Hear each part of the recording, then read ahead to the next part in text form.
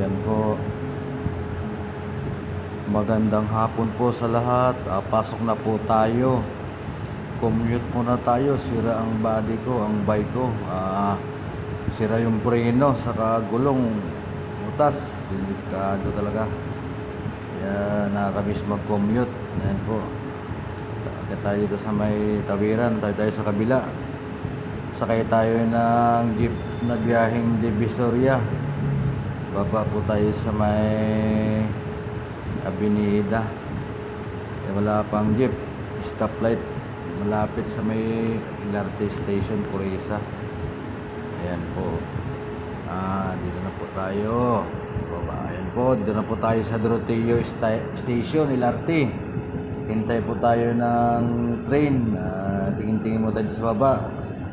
Terminal ng bus. Biyaheng Cavite. Wala masyadong pasahero. Ito. Dito na po tayo sa Monumento Station. Dito tayo tumaan sa harapan ng SM Grand. Paskong Pasko na po rito sa may SM.